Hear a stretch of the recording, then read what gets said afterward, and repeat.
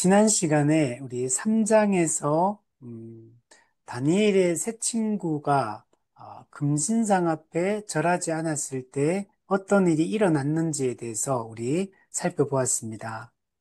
느부갓네살이 거대한 금신상을 만들고 그 금신상에게 절하라고 했는데 이 다니엘의 세 친구 사드락, 메삭, 아벳노고는 그 금신상에게 절하지도 않았고 또 그 느부갓네살 왕, 바벨론 왕을 높이지도 않았고 또 느부갓네살 왕이 섬기는 바벨론의 신들을 섬기지도 않았다.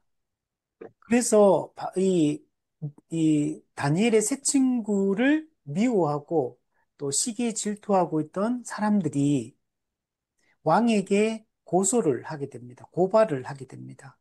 그래서 왕이 그 세 친구를 잡아오게 하고 너희들이 정말 금신상에게 절하지 않았느냐?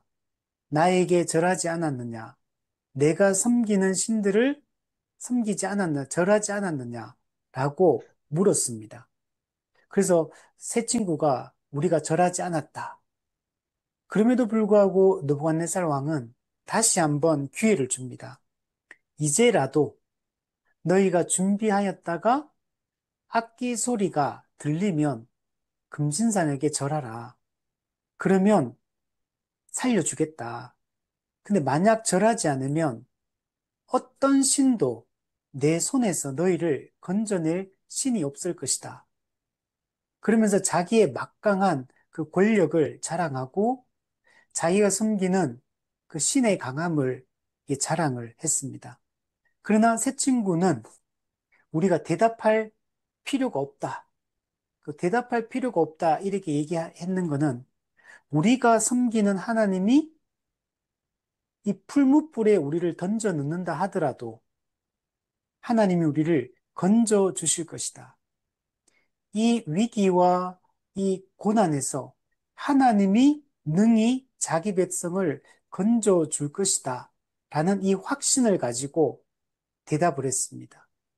그리고 왕의 손, 느부갓네살 왕이 아무리 강력한 그 권세를 가진 왕이라 하더라도 하나님이 왕의 손에서도 그들이 섬기는 신들의 손에서도 우리를 건져 주실 것이라고 너무나 담대하게 외치고 있는 것을 볼 수가 있습니다.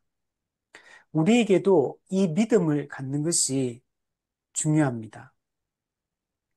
우리가 섬기는 이 성경의 하나님, 천지를 창조하신 하나님, 예수 그리스도를 이 땅에 보내주신 하나님, 하나님 파괴된 하나님 나라를 다시 회복하시겠다고 약속하신 하나님, 우리에게 잃어버린 그 영원한 안식을 다시 제공해 주시겠다고 약속하시고 우리를 영원한 안식으로 인도하시겠다고 말씀하신 이 하나님을 우리가 신뢰할 필요가 있습니다. 우리는 이 성경을 통해 특별 계시, 기록된 하나님의 말씀, 이 성경에 이 기록되어 있는 이 내용을 통해서 우리는 하나님이 어떤 분인지 알 수 있고 그 하나님이 역사 속에서 어떤 일들을 행해 오셨는지를 우리는 이 성경을 통해서 알 수가 있습니다. 그래서 우리도 오늘 이 성경 말씀을 통해서 이 사건들을 살펴보면서 하나님이 어떤 분이신지 알고 하나님이 오늘 우리의 삶 속에서도 역사하고 계시고 우리를 어떤 고난과 역경 속에 있다 하더라도 우리를 건져 주실 것을 믿으며 우리가 살아가는 것이 중요합니다. 근데 더 놀라운 것은 만약 그렇게 하지 아니하실지라도 우리는 왕에게도 왕이 세운 금신상에도 절하지 않겠다라고 말하는 것을 볼 수 있습니다. 만약 하나님이 우리를 풀무불에서 건져 주시지 않는다 할지라도 그리 아니하실지라도 우리는 우상을 숭배하지 않을 것이고 하나님을 배신하지 않겠다. 여호와 신앙을 우리는 굳건하게 지키겠다라고 얘기하는 것을 볼 수 있습니다. 에스더 왕후 에스더도 죽으면 죽으리다. 이렇게 외치는 걸 볼 수 있어요. 우리 안희숙 여사가 썼던 그게 보면 그 책의 제목도 죽으면 죽으리로다. 하나님이 그렇게 하지 아니하실지라도, 만약 하나님이 우리를 이 고난 가운데 건져주지 않으실지라도, 여전히 하나님은 선한 분이고, 하나님은 우리를 포기하지 않으셨고, 하나님은 여전히 우리와 함께 하시고, 우리를 영원한 그 생명으로 인도하신다는 것을 우리가 확신하는 것이 중요합니다. 그래서 이 이야기를 들은 느부갓네살 왕은 너무나 화가 나서 풀무불을 평상시보다 7배나 뜨겁게 해서 이 다니엘의 세 친구를 풀무불에 던져 넣습니다. 얼마나 뜨거운지 그들을 그, 그 풀무불로 데리고 가던 바벨론의 군사가 먼저 불타서 죽어버리는 그만큼 뜨거운, 그만큼 아주 강력한 이런 벌을 내리고 있는 것을 볼 수 있습니다. 그래서 새 친구를 결박해서 집어넣었어요. 근데 놀라운 것은 분명히 3명을 던져 넣었는데 그 풀무불 속에는 네. 결박해서 던져 넣었는데 결박되지 아니한 4사람이 풀무불 안에서 걸어 다니고 있는 것을 보게 하십니다. 그래서 우선은 결박이라는 이미지, 그 다음에 결박되지 아니했다. 이게 대조가 되고 있죠. 여러분, 이 느부갓네살은 하나님의 백성을 아무리 결박하려고 해도 하나님이 그 결박을 풀어주시는 것을 여러분 볼 수 있습니다. 마귀가 끊임없이 우리를 결박해서 우리를 넘어뜨리고 죽이려고 하지만 하나님이 자기 백성을 지키고 보호하시기 때문에 마귀가 우리를 죄의 그 구렁텅이로 결박해서 끌어가려고 하더라도 하나님께서 그 결박을 풀어주시는 것을 볼 수 있어요. 근데 재밌는 것은 하나님이 이 새 친구와 이 풀무불 속에 함께 있다는 사실, 고난 속에 하나님은 자기 백성과 함께 있다는 사실을 뭘로 보여주냐면 4사람이라고 했잖아. 3사람이 잡혀 들어갔는데 4사람이 걸어 다니고 있을 거예요. 근데 그 4번째 사람, 즉, 새 친구 이외에 또 다른 그 한 명이 누구냐면 그들은 신들의 아들과 같다. 즉, 이분은 누구냐면 예수 그리스도입니다. 근데 성육신하기 이전에 그리스도가 이 다니엘의 새 친구와 함께하고 있는 것을 볼 수 있습니다. 성육신하기 이전에 그리스도가 함께하고 있는 것은 곧 하나님이 이 새 친구와 함께하고 있고 하나님이 실제로 이들을 건져주시고 있다는 것을 볼 수 있습니다. 원래는 이들도 풀무불에 7평상시보다 7배 뜨거운 그 용광로에 던져 넣었을 때 다 불타서 죽어야 되거든요. 그리고 결박해서 던져 넣었는데 결박이 풀어져 있고 그런데 불타지도 않고 그 안에서 여전히 생명을 유지하고 있는 것을 볼 수 있습니다. 그리고 실제로 이 모습을 느부갓네살 왕이 보고 엄청 깜짝 놀라서 이거는 하나님의 역사라는 걸 알고 그를 건져내라. 그래서 끄집어내서 그리고 나서 뭐 하냐면 이 느부갓네살 왕 당시 가장 거대 제국이었던 이 강력한 이방 나라의 왕이었던 이 느부갓네살이 하나님을 찬양하기 시작합니다. 사드락과 메삭과 아벳느고의 하나님을 찬송할지로다. 하나님이 그 천사를 보내사 자기를 의뢰하고 그들의 몸을 바쳐 왕의 명령을 거역하고 하나님 밖에는 다른 신을 섬기지 않는 이 다니엘의 새 친구를 구원해 주셨다.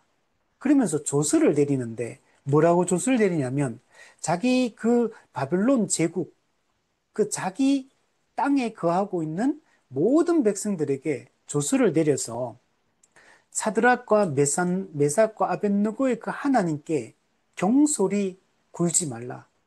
그 하나님 앞에 정말 그 겸손히 그분 앞에 서라. 이렇게 조서를 내립니다. 공식적으로. 그러면서 만약에 하나님께 경솔히 하게 되면 그 몸을 쪼갤 것이고 거름토로 삼을 것이다. 그러면서 이같이 사람을 구원할 다른 신이 없다. 그러면서 이, 이 세 친구가 믿음으로 하나님 앞에 그 믿음을 지키고 한 여호와를 버리지 않고 그 하나님만 섬기기로 작정했을 때 하나님이 자기 백성을 건질 뿐만 아니라 이방 나라의 그 거대 제국의 왕이 그들이 섬기는 하나님을 높이고 있고 그 하나님의 영광을 돌리고 있는 것을 볼 수가 있습니다. 실제로 또 30절에 보면 이 세 친구를 더욱 높였다. 예, 하나님을 믿고 그분을 따를 때 하나님이 자기 백성을 높이시는 것을 볼 수가 있습니다. 그리고 오늘 본문 4장 1절부터 3절에 보시면 느부갓네살 왕이 천하에 거주하는 모든 백성에게 조서를 내렸다. 이 조서가 이제 앞에 있던 그 조서를 얘기합니다. 그러면서 하는 말이 4장 2절에 보면 지극히 높으신 하나님이 내게 행하신 이적과 놀라운 일을 내가 알게 하기를 즐겨하노라. 느부갓네살 왕이 천하에 거주하는 그 모든 백성들에게 지극히 높으신 하나님이 어떤 이적을 베풀었고 얼마나 놀라운 일을 자기 백성에게 행하셨는지를 모든 천하의 백성들에게 이걸 알게 한다. 근데 알게 하기를 즐겨한다. 이렇게 말해요. 하나님이 행하신 놀라운 일들을 온 세상, 온 천하에 있는 사람들에게 알게 하고 있는 것을 볼 수 있습니다. 원래 여러분 하나님을 전파하고 하나님이 어떤 분이신지를 드러내는 존재는 누구냐면 하나님의 백성들이 해야 될 일이잖아요. 근데 하나님의 백성이 믿음으로 살아가고 하나님 여호와 신앙을 굳건하게 지키고 어떤 고난과 핍박 속에서도 타협하지 않고 그, 그 자기를 부인하며 하나님을 끝까지 믿고 의지하고 따를 때 오히려 이방인들이 하나님을 높이고 있고 오히려 하나님의 그 영광이 드러나고 있는 걸 볼 수 있어요. 여러분, 느부갓네살은 누구를 상징하냐면 이 죄악된 세상의 가장 대표적인 존재, 하나님을 대적하고 우상을 섬기고 이런 사람의 대표적인 존재가 느부갓네살 왕이거든요. 자신을 그 신의 자리에 자신을 이렇게 숭배하도록 높이는 존재거든요. 그래도 느부갓네살은 금신상을 만들고 금신상에게 절하라고 하는데 금신상에게 절하는 거 이꼴 자기에게 절하는 것과 같은 의미로 받아들이고 있거든요. 과거에는 신과 그 왕을 동일시하는 이런 사상들을 가지고 있었거든요. 그런데도 이 세상, 하나님을 대적하고 교회를 핍박하고 하는 그 대표적인 그 존재인 느부갓네살 왕이 오히려 하나님을 높이고 있는 걸 볼 수 있어요.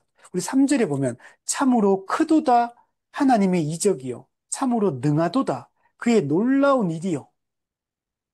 하나님이 행하신 그 기적, 그 놀라운 일, 다니엘을 통해서도 이 세 친구를 통해서 행하신 하나님의 그 놀라운 일들을 생각하며 하나님의 크도다, 능하도다 이러면서 하나님을 높이고 있는 걸 볼 수 있어요.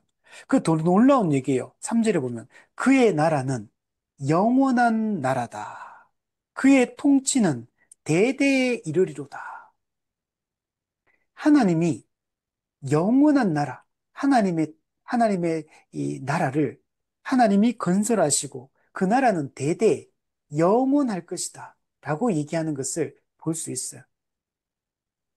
자, 그리고 4절부터 이제 우리 뒷부분의 18절에 보면 느부갓네살 왕이 앞부분에 금신상 꿈도 꿨지만 두 번째 꿈을 또 꿉니다. 한 거대한 나무에 대한 꿈을 꿔요. 근데 여기서 놀라운 이야기를 하고 있어요. 근데 이 거대한 나무가 이 세상 나라, 사람의 나라를 상징하거든요. 사탄의 나라를 상징해요. 이게 아주 거대해요. 근데 이게 거의 뭐 에덴 동산 비스무리해요. 그런데 이 거대한 이 사람의 나라, 세상 나라가 근데 무너지고 하나님이 세우시는 새로운 나라가 있다는 걸 이야기를 합니다. 세상 나라가 아무리 강하고, 아무리 거대하고, 아무리 화려하고, 아무리 견고한 것처럼 보일지라도 하나님이 한 방에 일순간에 무너뜨리는 것들을 볼 수가 있어요. 그리고 하나님이 이 세상, 모든 세상의 권력과 이 세상의 모든 것들을 누가 주관하시냐? 누가 이 모든 것을 통제하고 계시느냐? 이 모든 것은 누구에게 달려 있느냐? 그 사람, 강력한 사람에게 달려 있느냐? 사람이 섬기는 이 세상의 수많은 신들에게 그게 달려 있느냐? 아니다. 지극히 높으신 하나님이 이 모든 것을 통제하고 계시고, 하나님이 누구에게든지 하나님이 뜻하신 자에게 하나님이 그것을 주신다. 세상에서는 이 세속적인 힘, 권력, 군사력, 외교력, 이런 것들이 이 거대한 이 세상 나라를 만드는 것처럼 보이지만, 그게 아니라 하나님이 하나님이 누구에게든지 하나님이 그 뜻대로 주신다. 하나님이 세우시기도 하시고 하나님이 폐하기도 하신다. 하나님은 심기도 하시는 분이지만 파괴하기도 하는 분이. 그리고 하나님은 자기 뜻대로 하나님의 그 선하신 뜻대로 영원전에 계획하신 하나님의 그 뜻대로 선하고 아름답고 광대하고 공의로운 그런 나라를 하나님이 세우실 것임을 보여주고 있습니다.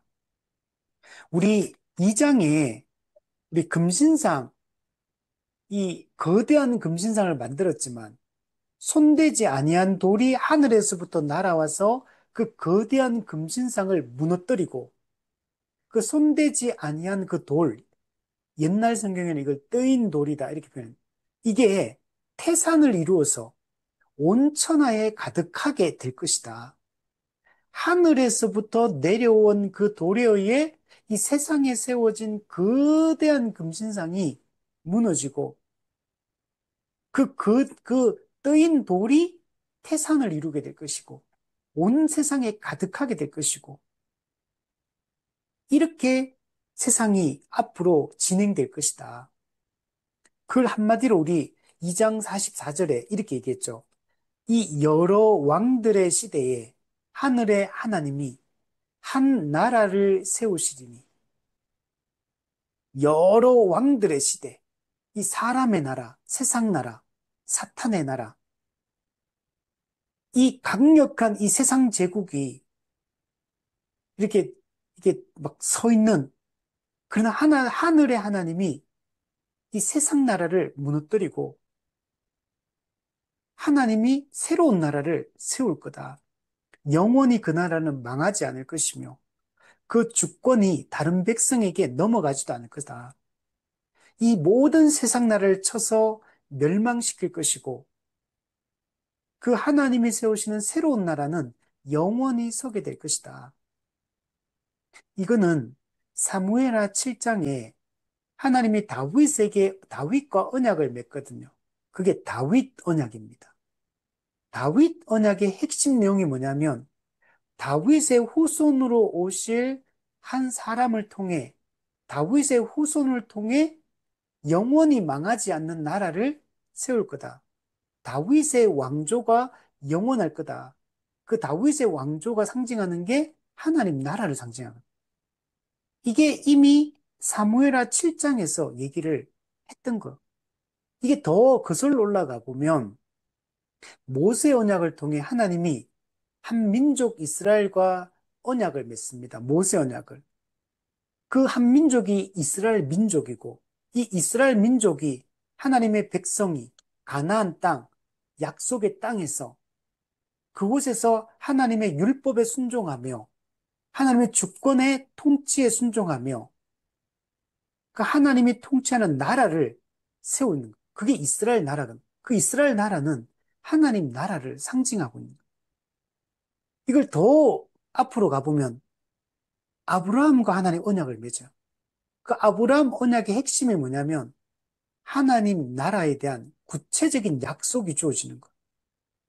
하나님이 하나님 나라를 구성하는 3요소, 주권, 백성, 영토를 하나님이 그 뜻대로 세우시겠다라고 약속하셨고, 그 아브라함 언약의 성취로서 모세 언약, 다윗 언약이 이어지고 있고, 그리고 이 다니엘스 말씀은 이제 다윗 언약까지 주어지고 난 이후에, 그러나 이거는 구약의 이런 이스라엘 나라나 가나안 땅은 다 참된 하나님 나라, 참된 하나님의 백성에 대한 모형들이에요, 그림자. 그래서 하나님이 이 포로로 잡혀가서 이 세상 나라는 또 그리고 모형의 나라는 다 망해요. 그러나 하나님이 참된 하나님 나라를 세우실 것을 이 다니엘스 말씀을 통해서 약속하고 있고, 그것이 신약에 넘으면 예수 그리스도, 다윗의 후손이요 아브라함의 후손이신 예수 그리스도를 통해서 실제로 성취하는 것을 보여주고 좀 있습니다. 지금 이 이야기들을 하고 있어요. 우리 다시 다니엘서 4장 4절로 한번 넘어와 보시면, 느부갓네살 왕이 집에서 편히 있고 궁에서 평강할 때에 한 꿈을 꾸게 됩니다. 근데 이 꿈을 꾸고 느부갓네살 왕이 엄청난 두려움에 빠집니다.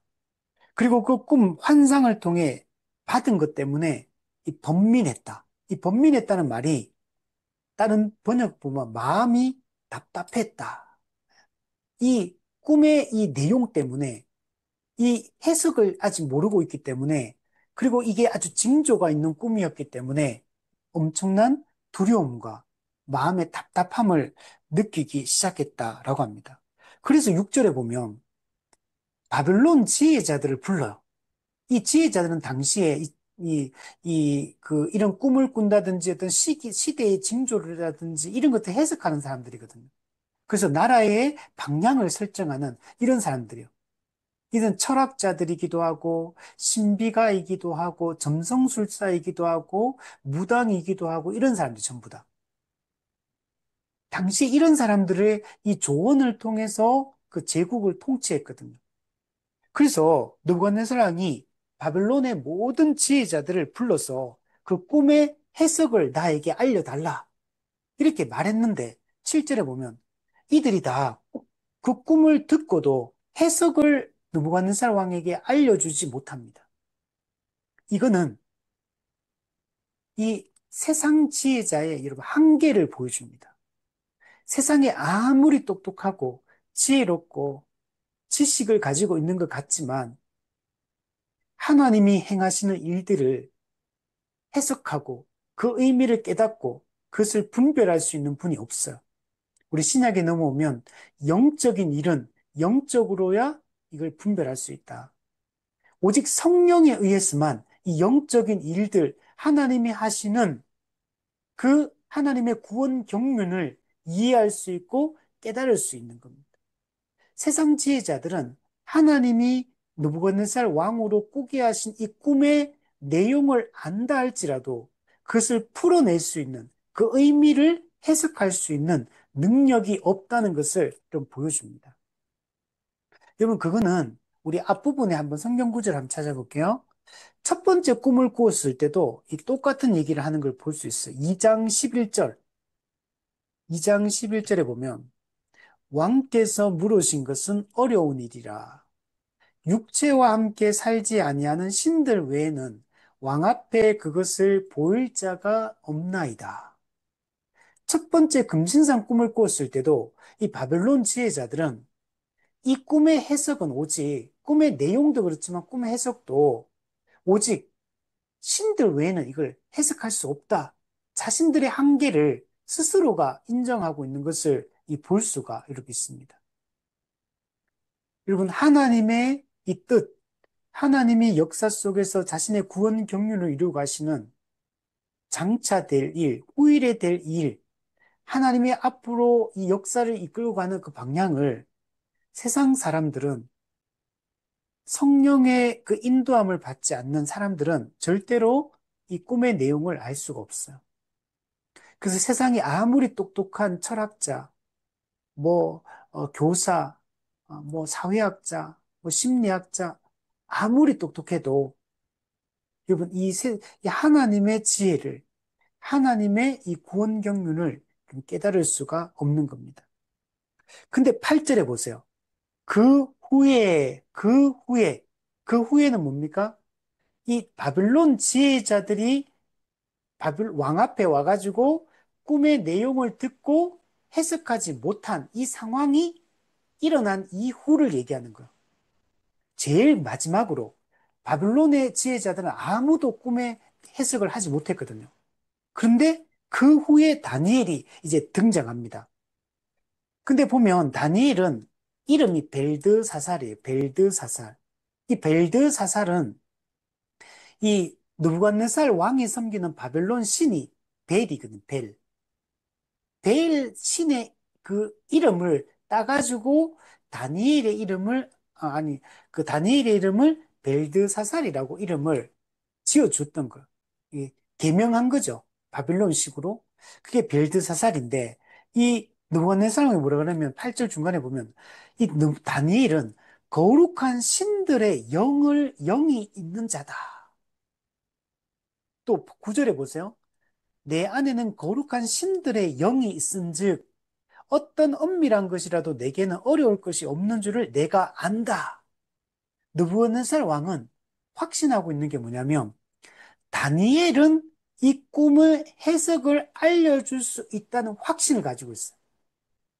바빌론 지혜자들은 그 꿈의 해석을 못했지만 근데 왜 가능하냐면 이 다니엘에게는 거룩한 신들의 영이 있어요. 이 거룩한 신이 사실은 그러니까 하나님의 영인 성령을 사실 의미합니다.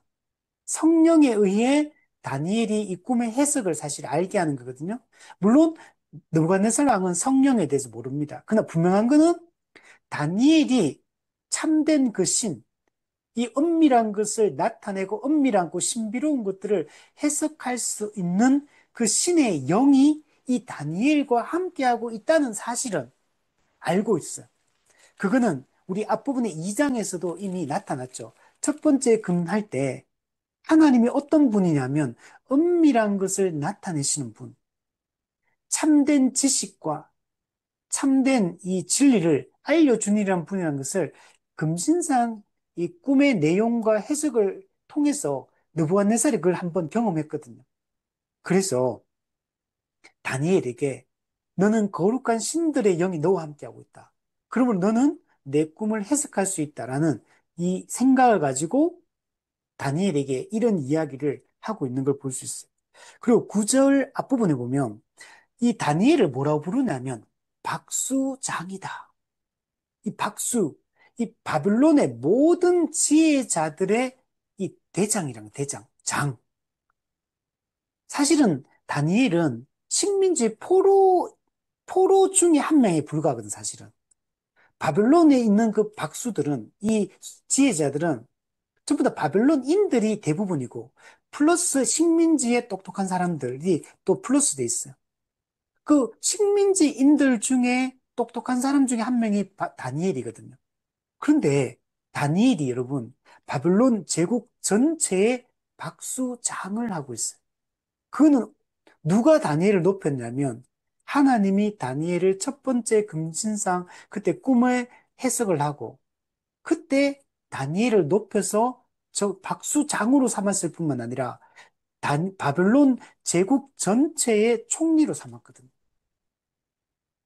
그래서 이제 다니엘에게 그 꿈을 얘기합니다. 그 10절부터 보면 꿈의 구체적인 내용을 이야기합니다.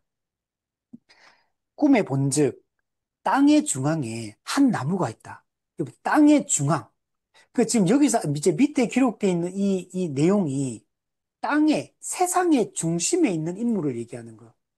세상의 중심, 땅의 중앙에 있는 아주 거대한 어떤 세력, 거대한 인물을 얘기하는 거예요.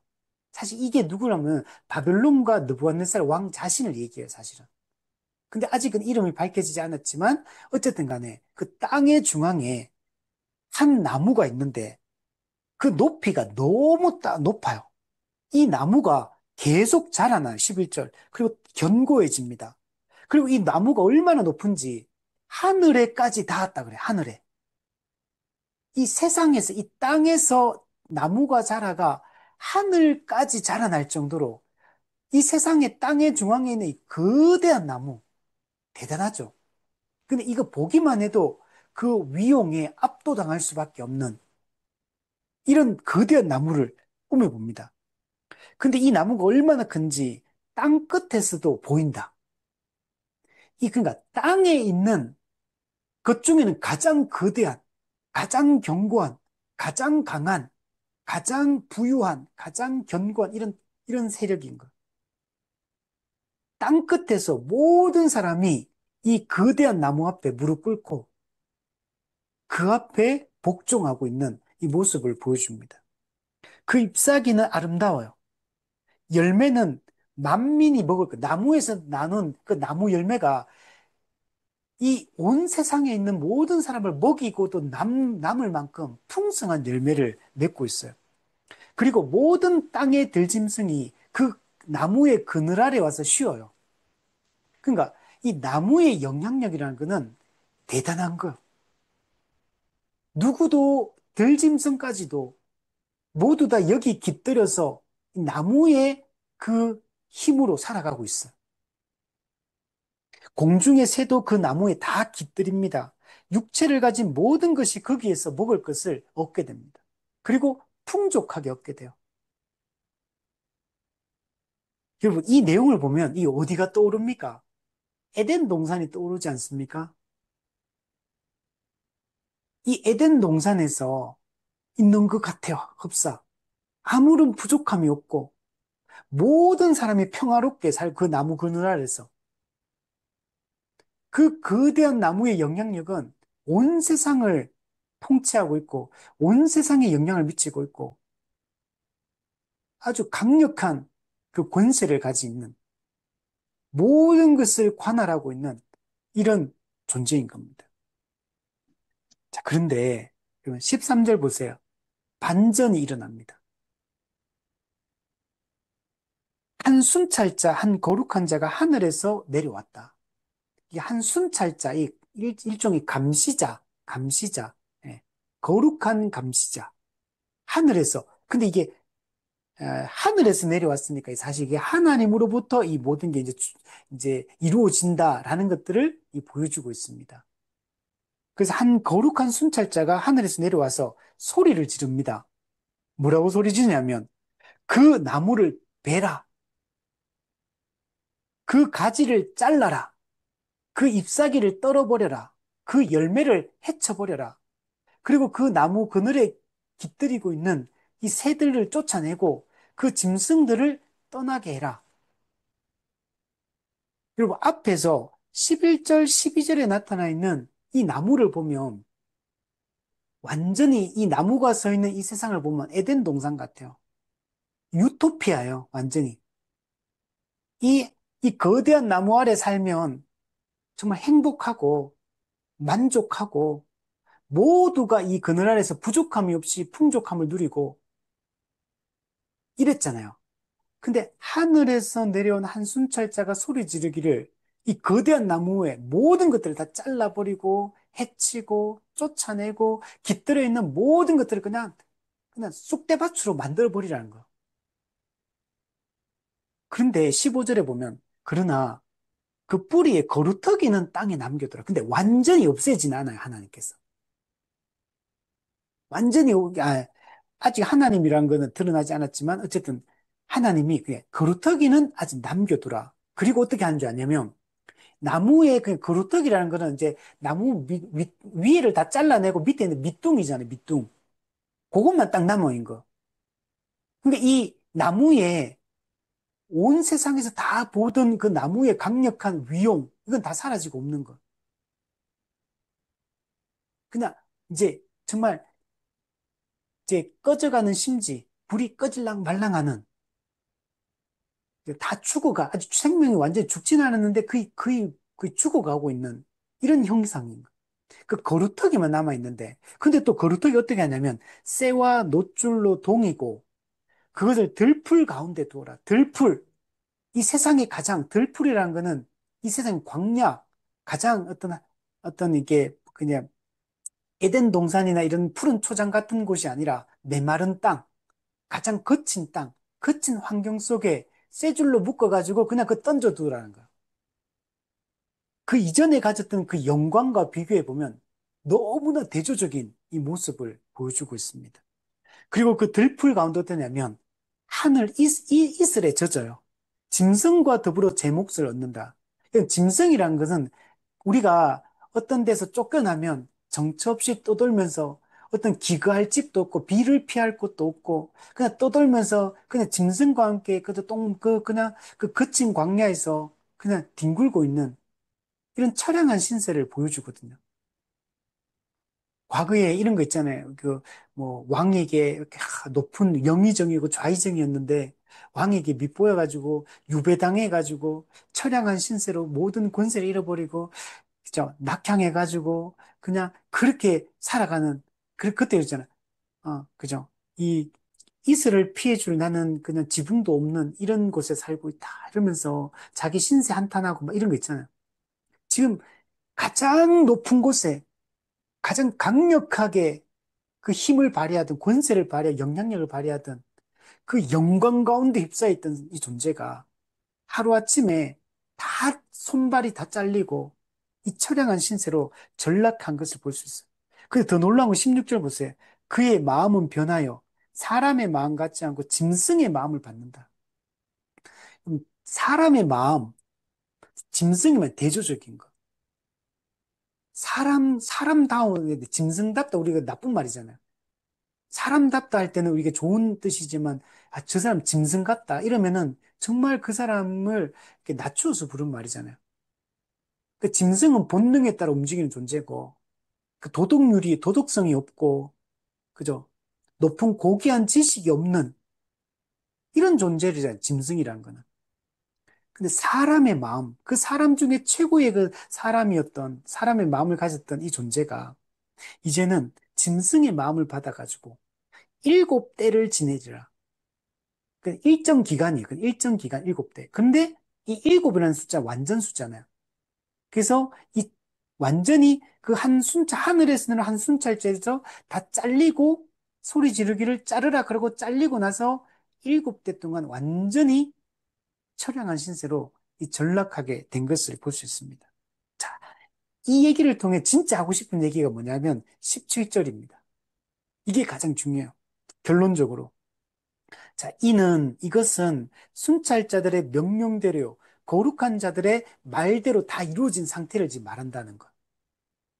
자, 중요한 건 이거요. 지극히 높으신 이가 사람의 나라를 다스리시며 자기의 뜻대로 그것을 누구에게든지 주시며 또 지극히 천한 자를 그 위에 세우시는 줄을 사람들이 알게 하려 합니다. 여러분, 사람의 나라를 누가 다스리느냐? 우리 앞에 봤던 이 그 땅의 중앙에 있는 이 한 나무, 이 거대한 나무, 땅 끝에서도 보이고 모든 존재가 그 영광과 그 그늘 아래서 살던 살, 그 존재, 그런 존재에 의해서 사람의 나라가 다스려지고 그들에 의해서 이 세상이 돌아가는 것 같고 이 세상이 운영되는 것처럼 보인다는 것. 그런데 누가 실제로 이 세상 나라를 다스리느냐? 누가 사람의 나라를 다스리느냐? 누가 이 모든 것을 주관하는 분이냐? 지극히 높으신 이가 모든 것을 통치하고 다스리고 있다는 걸 알려주고 있는 겁니다. 하나님이 그 지극히 높으신 이가 자기 뜻대로 그것을 누구에게든 주신다는 거예요. 이게 지금은 바벨론 왕을 상징하는데, 바벨론과 바벨론 왕을 상징하는데, 근데 이들을 나중에 패해버리잖아요. 그 누구한테 줍니까? 은가슴, 헬라 제국에 넘겨주십니다. 그리고 은가슴, 페르시아 제국을 무너뜨리고, 헬라 제국을 써요. 또 헬라 제국을 무너뜨리고, 로마 제국을 써요. 하나님 또 로마 제국을 또 무너뜨리고, 이렇게 가요. 세상 나라가 지금까지 왔어요. 근데 지금 아무리 우리 뭐 미국 G1 뭐 중국 G2 뭐 이렇게 그 두 나라가 가장 강력한 나라잖아요, 지금 세상에. 근데 미국이든 중국이든 미국과 중국이 세상을 경영하는 게 아니라는 거. 이 세상에 힘 있는 자들이 세상을 좌지우지하는 것처럼 보이고 그들이 강력한 권세로 돈으로 힘으로 모든 걸 다스리는 것처럼 보이지만 지극히 높으신 하나님의 뜻대로 하나님이 누구에든지 이 사람의 나라를 주신다는 것. 하나님에 의해 이 모든 것이 다스려지고 있다는 걸 말합니다. 그리고 그는 지금도 마찬가지라는 것. 그리고 장차 어떻습니까? 하나님이 영원히 망하지 않는 이 세상 나라, 사람의 나라를 영원히 망하지 않는 하나님 나라로 하나님 바꾸시겠다라고 말씀하고 있는 것. 이 금신상, 이 거대 제국을 상징했잖아요. 이 세상 사람의 나라를 상징했고. 근데 그것을 하나님께서 다 무너뜨리고 하나님이 통치하시는 영원한 한 나라를 세우시겠다고 말씀하고 있는 겁니다. 그 일을 위해서 죄의 문제를 해결해야지만 그게 가능하기 때문에 예수 그리스도를 보내셨고 예수 그리스도가 십자가에 못 박혀 죽으시고 그 죽음의 권세를 이기시고 부활하심으로 말미암아 그 하나님이 지금 여기서 말씀하시는 그 하나님 나라가 이 땅에 세워지게 된 겁니다. 이미. 그래서 우리는 지금 이미 하나님 나라가 이 땅에 임했어요. 지금 하나님의 통치가 지금 우리가 이루어지고 있어요.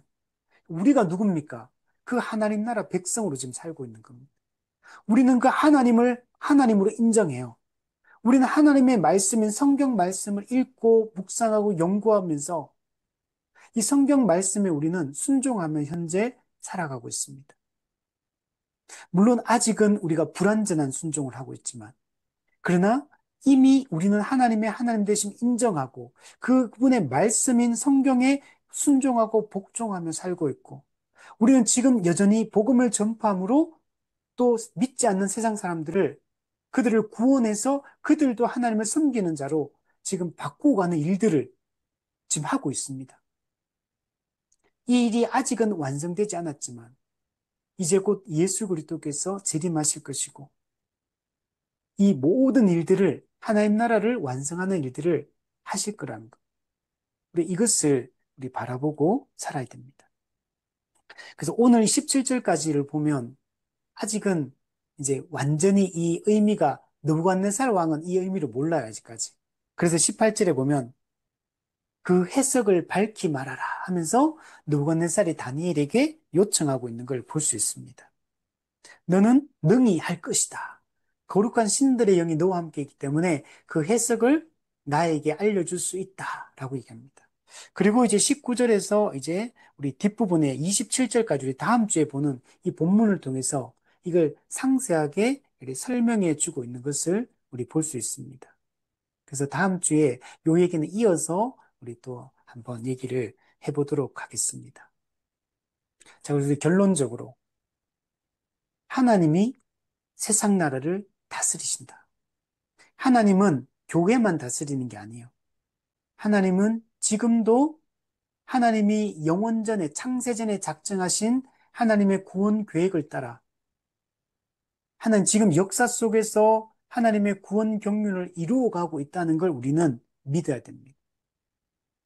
지금 당장 모든 하나님의 공의가 시행되지 않는다고 해서 하나님이 통치하지 않는 게 아니에요.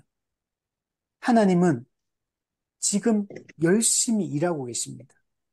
하나님의 통치가 지금도 시행되고 있다는 사실을 우리가 믿었으면 좋겠고, 특히 하나님 믿는 하나님 백성들은 이 성경의 순종함으로, 이 말씀에 복종함으로 하나님의 통치를 받는 것임을 우리가 이해하고, 이 하나님의 통치가 교회의 관할과 치리를 통해서 지금 이루어지고 있다는 사실을 우리가 확신하고, 그러나 아직은 완성되지 않았기 때문에 그 하나님 나라의 완성을 소망하며 우리 나아갔으면 우리 좋겠고,